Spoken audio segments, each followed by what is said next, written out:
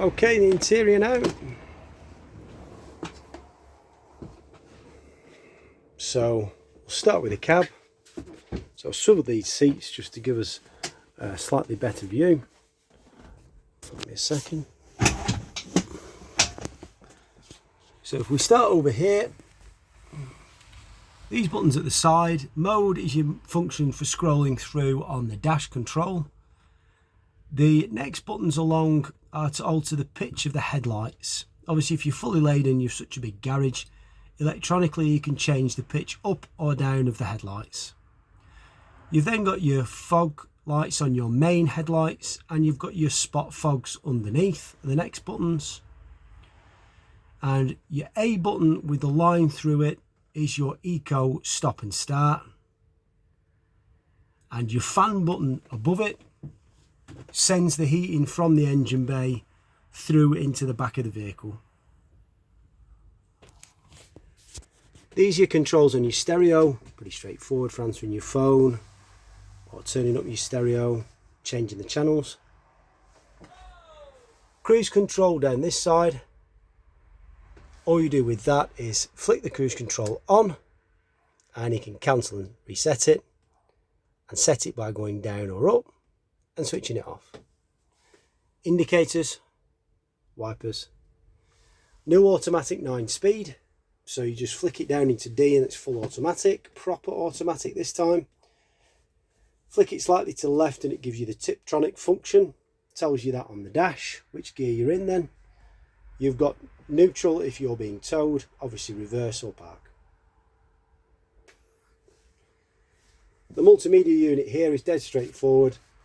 It's got the buttons on there. Radio, media is a non-function, it's if you're linking it to another device. Navigation is your nav.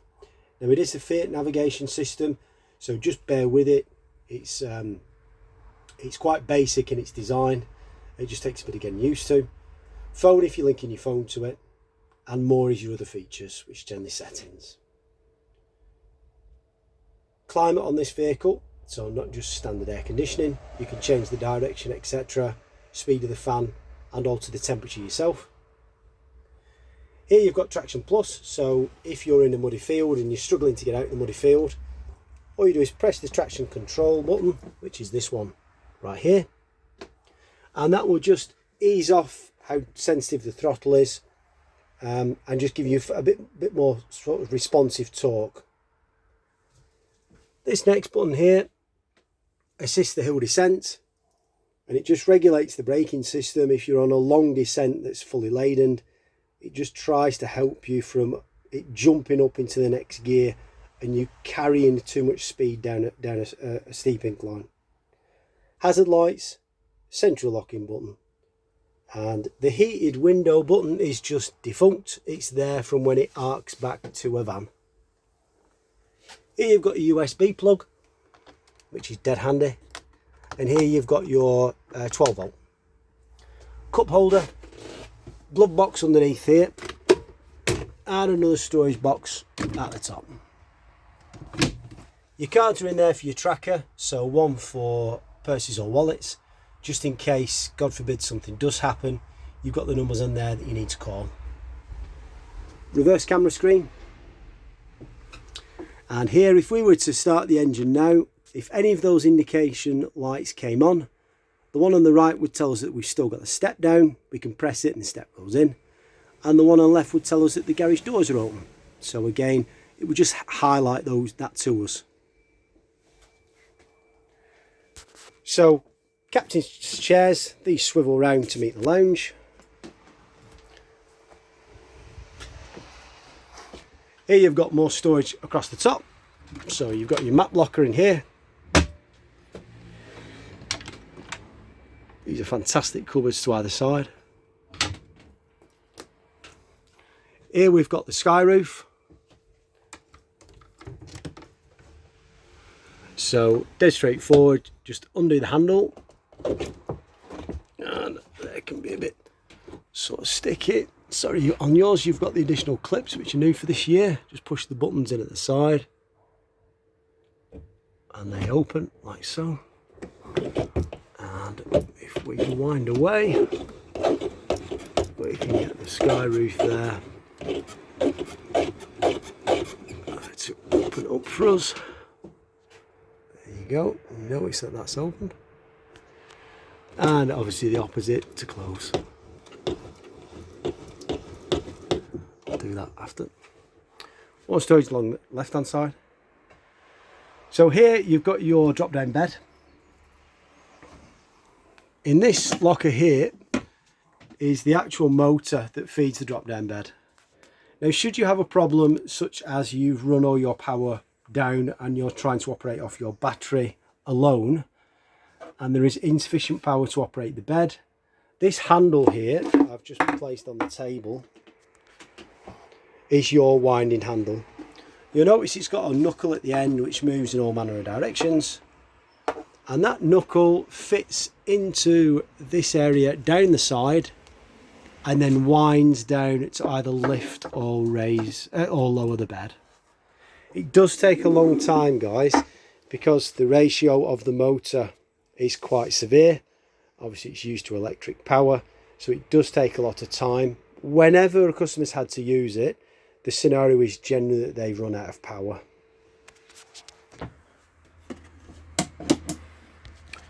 So big lockers across the top. Obviously here you've got the table, moves in all manner of directions.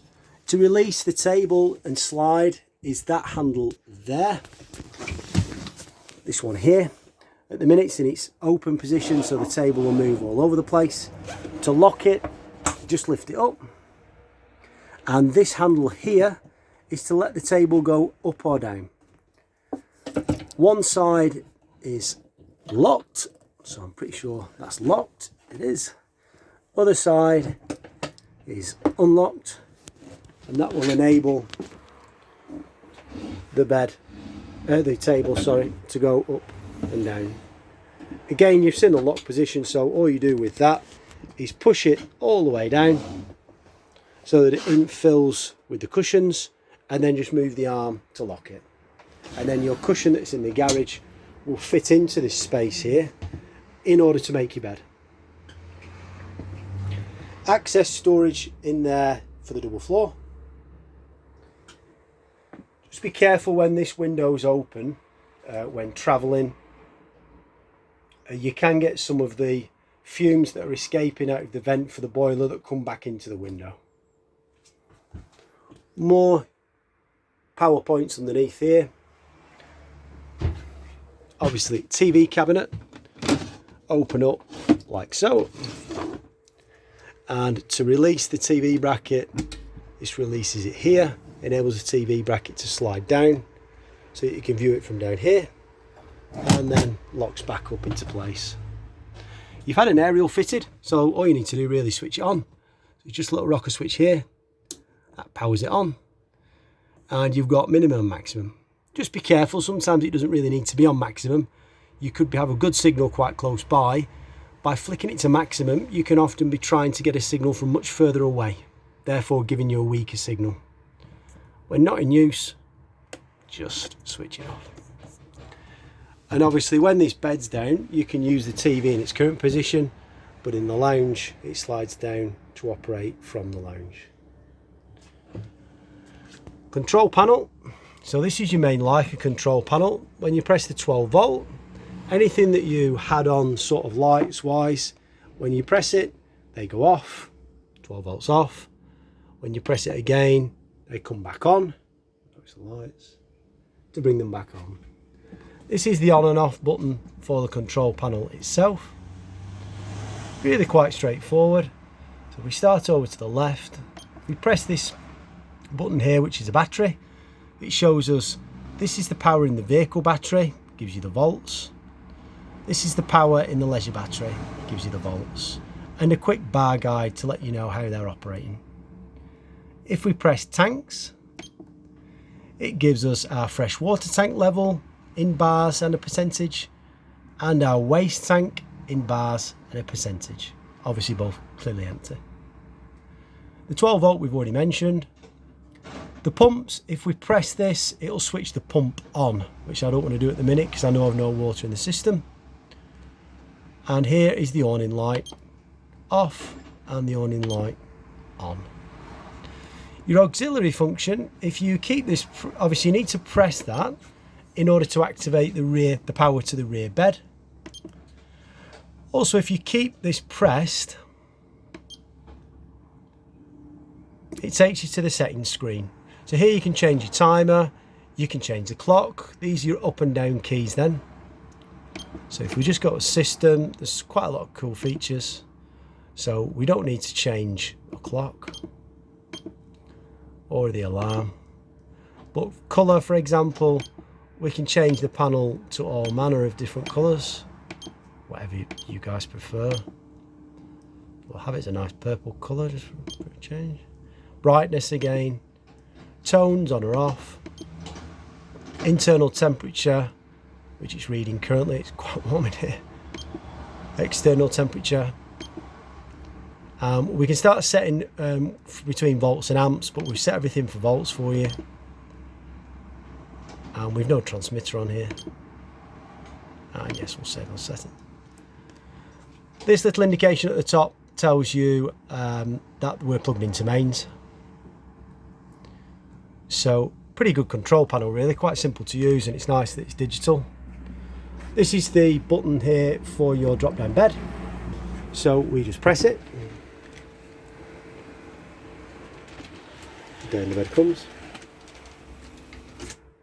Just make sure that the headrests here are down, otherwise they'll trap in the bed.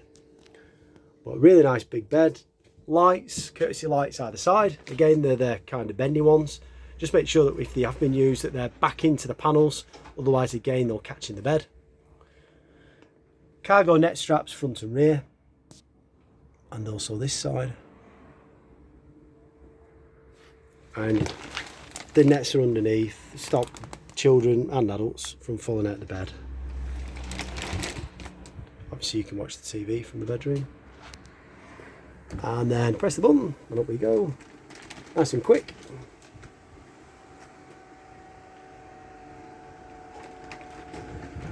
And you'll notice that you know when that's up because it's completely flush with the headline. I'll just pop us some lights on.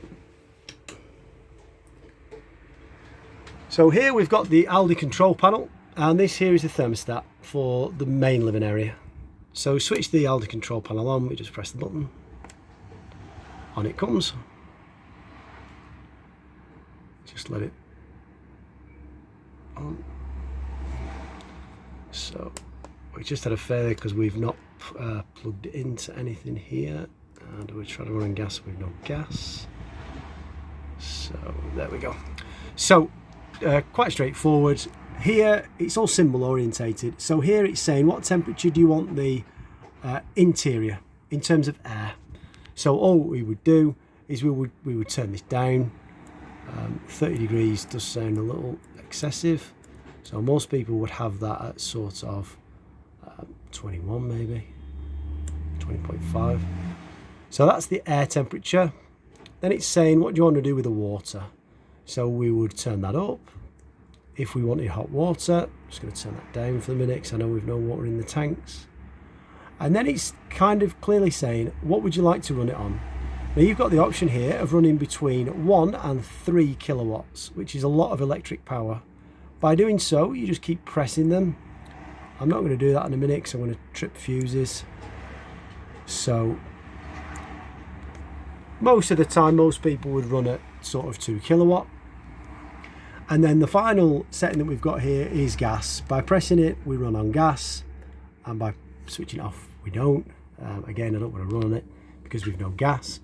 So the big one here would be to have the electric on 3 kilowatt and to have your gas on. That really is a lot of power. Most vehicles wouldn't have that capability, and most vehicles aren't as insulated as this. So that would be for the depths of winter.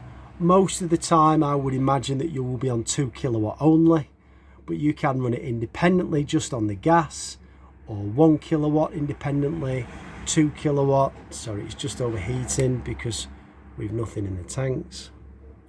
Power that down.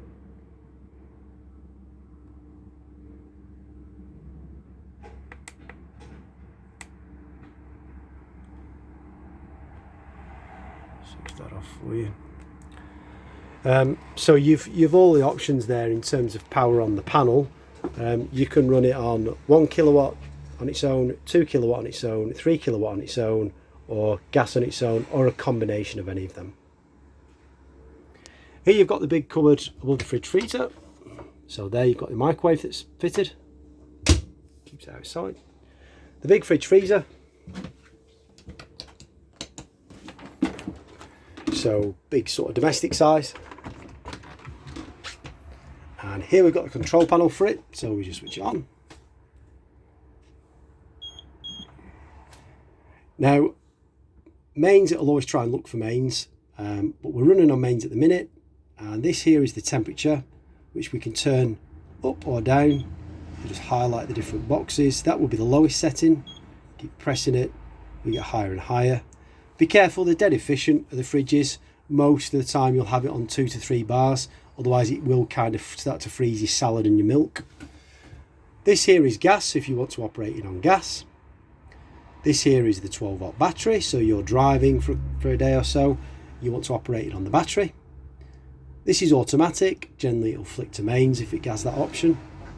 This is your thaw button. If you have any faults with this, what will happen is this little button will start to flash and it will start to beep. And that's generally the case if you're connected to mains, for example, and you unplug the mains. It will start to beep and flash to tell you it's lost power. To reset it, just keep this pressed for a few seconds and it will reset the system.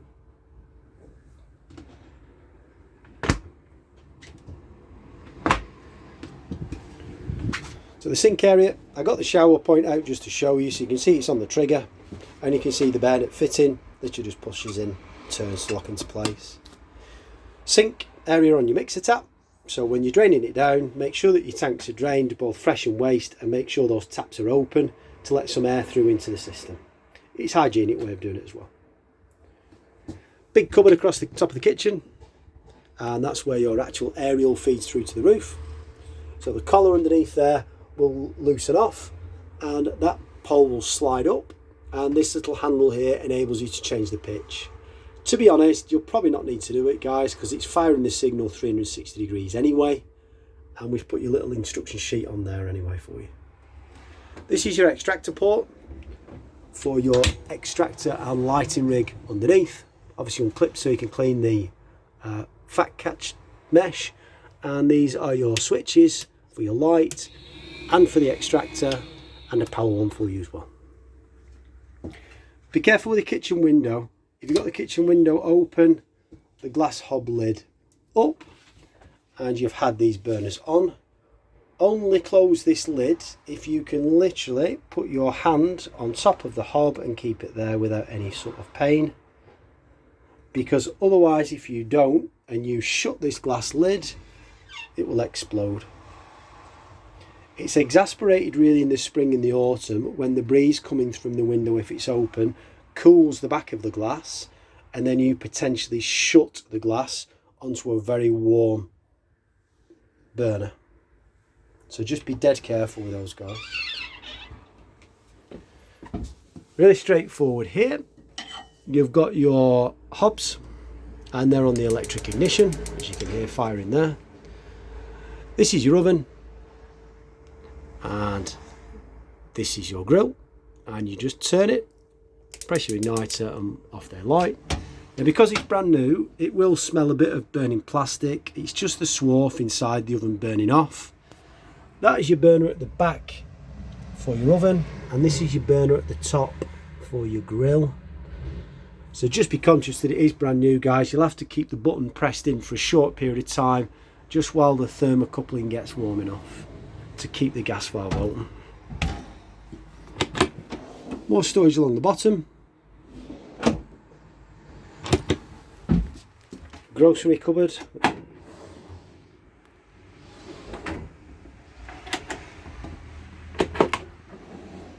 More storage. The bottle storage, which is the all important one. Big shower. Laika are absolutely fantastic at these. We've put your wooden shower board in there, but feel free to take it if you want out if you want to. Laika are quite unique in that they use almost domestic size plumbing fittings so that your drains will drain really, really quick. In addition, Laika put 2 in here for you as well. So it'll never start to fill up in there. That board will keep dry almost immediately when you're finished having a shower. Control for your shower is either on the stem here or it's on the actual head of the shower. And your bar at the top just unclips from the fitting. And it's great for hanging wetsuits, jackets, anything that's wet or damp, and it'll just drip through into the shower and then naturally dry. Roof light opens, it just pushes up, and you've got a little fly screen and a blackout screen on there. Your light switch is just in this corner and it illuminates that shower for you. The bathroom door slides across, locks into place, and enables you to have a really good sort of shower and changing area where you've got access to the toilet, the sink, the vanity unit and the mirror, and the shower itself. So the toilet swivels any way you want it to, and this is the slider at the bottom, which opens the slider inside the toilet. Display panel here will tell you when it's ready to be emptied. This little indication on the cassette will light up orange. It's telling you that it's nearly almost full. And your push button there takes water out of the freshwater tank in order to flush the toilet. Light switch for the vanity unit is here. Moulded sink unit, which is unbelievable. It's such a neat piece of kit. Window in the bathroom for a bit of fresh air and a roof light. Loads of storage in here. More storage in here. So there you have additional power. You see it there. And in here you have your Aldi reservoir. Don't get caught up on the Aldi tank. It will start to drop quite significantly when under operation. So don't be tempted to fill that. It isn't full of water, it's full of glycol. And we will look at that every time it comes in for service. But it's something that we would prefer you not to mess about with, because if you overfill it you can damage the pressure in the system. You can end up with new boilers and leaks in pipes, etc. So yeah, don't panic if you see that level drop slightly.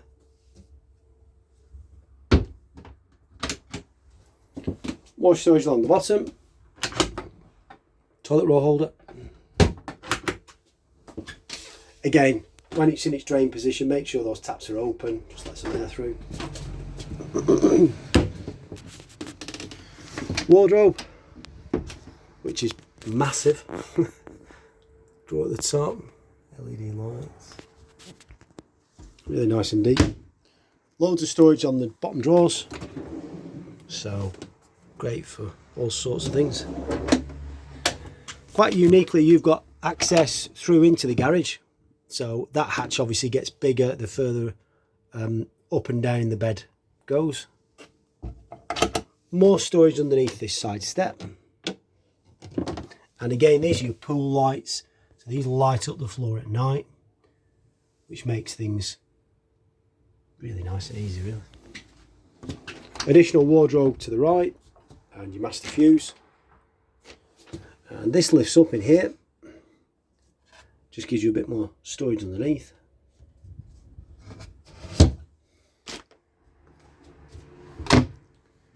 These are your light switches for your bedroom. So you'll notice all your lights have come on.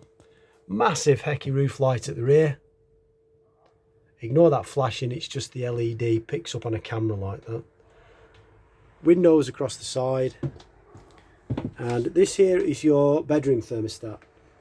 So obviously 1 is cold, 5 is warm. So if at night you get too warm or too cold, you turn that thermostat and that separately regulates the heat that flows just around your bedroom. So again, quite unique, great feature. Okay guys, that's your Laika 5010.